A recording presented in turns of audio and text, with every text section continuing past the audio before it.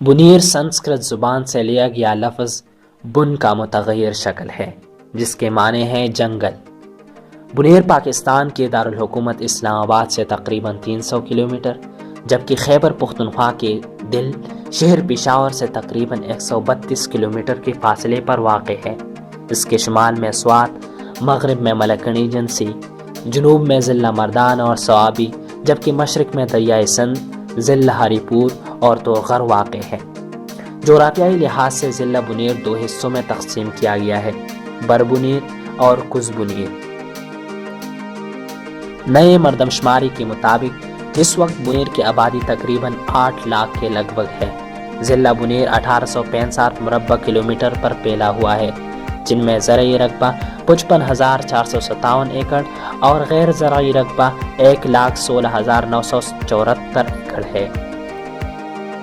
بنیر قدیم اور اندھیانہ کا وہ دلاویز وادی ہے جس نے کئی تہذیبوں کو اپنی گود میں جگہ دی اور ایسی ہزاروں لوگوں کو موت کے گھاٹ اتار دیا جنہوں نے اس مٹی کو چیرنے کی کوشش کی ہے۔ 2500 قبل از مسیح میں یہ آریہ مذہب کا مستقل مسکن تھا۔ اس کے بعد 1500 قبل از مسیح میں رام چندر جی کے وہ تمام یادگار اب بھی علم کی چوٹی پر موجود ہے جس کے لیے بیساکھی میں اب بھی ہندو ہزاروں کی تعداد میں آتے ہیں اور اپنی عقیدت کی پیاس بجھاتے ہیں۔ 11 صدی عیسوی میں محمود غزنوی سچے دین کے ساتھ حملہ آور ہوئے تو یہاں کے کھرے اور سچے لوگوں نے دینی مبین کو سینے سے لگا کر اس کی آواز پر لبیک کہا اور اسلام کی روشنی نے یہاں کی طول و عرض کو چمکا دیا۔ وقت گزرنے کے ساتھ ساتھ یہ حسین و جمیل وادی زمانے کے انقلابات اور مختلف تہذیبوں اور ثقافتوں کے مابین مسلسل رساکشی کے بینڈ چڑھی۔ 1515 عیسوی سے پہلے وادی بنیر اور سوات سلطان اویس قلمرو میں شامل رہی، لیکن جب یوسف زئی کے 700 افراد پر مشتمل جمعیت مغل حکمران الغ بیگ کے ہاتھوں بیک جنبش قتل کر دی گئی اور باقی کابل سے ہو کر آہستہ آہستہ پختونخوا کے ارد گرد علاقوں میں پھیلنے لگے اور یہاں پر مسلسل انتشار کا سامنا کرنے لگے تو یوسف زئی اور سواتی پٹھان محاذ آرائی پر مجبور ہو گئے۔ نتیجے میں سواتی پٹھانوں نے شکست کھائی اور انہیں ہزارہ ڈویژن کو ہجرت کرنے پر مجبور ہونا پڑا۔ 1530 عیسوی میں سوات اور بنیر یوسف زئی قبیلے کا مستقل مسکن بن گیا۔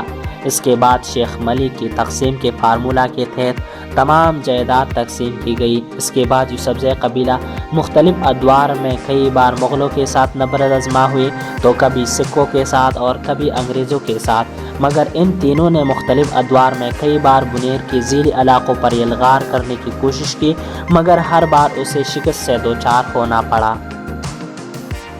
پشتو دور میں قبائلی اتار چڑھاؤ کے باوجود غیروں کے خلاف ان کی اتحاد اور اتفاق مثالی رہی اور ہر میدان میں ایک مٹی اور ایک آواز بن کر دشمن کے قدم کو اس مٹی پر جمنے نہیں دیا۔ 1849 سے لے کر 1857 تک وادی بنیر نے اسلامی دور اور اسلامی ریاست کی رنگینی بھی دیکھی، لیکن 1857 میں سید اکبر شاہ کی ناگہانی موت نے اس صاف ستھرے دور کا خاتمہ کیا۔ 1914 میں عبدالجبار شاہ نے حکومت سنبھالی، مگر وہ صرف 2 سال تک چلی۔ اس کے بعد 1917 کو میاں گل عبدالغفور کے چشم و چراغ میاں گل عبدالودود کو سوات کا بادشاہ مان لیا گیا۔ اس وقت اس خاندان کا اتنا اثر و رسوخ نہیں تھا جتنا بعد میں بن گیا۔ انہوں نے آس پاس کے تمام سرداروں کو اعتماد میں لے کر ریاست سوات کی بنیاد ڈالی اور خدوخیل تک علاقہ باقاعدہ طور پر 1924 کو ریاست سوات کا حصہ قرار دیا۔ 1924 تا 1969 وادی بنیر کو ریاست سوات کی تحصیل کی حیثیت حاصل تھی۔ 1969 کو سوات ریاست حکومت پاکستان میں مدغم ہوا تو بنیر کو ضلع سوات کی سب ڈویژن قرار دیا۔ جنوری 1991 کو بنیر کو ضلع کا درجہ دیا گیا۔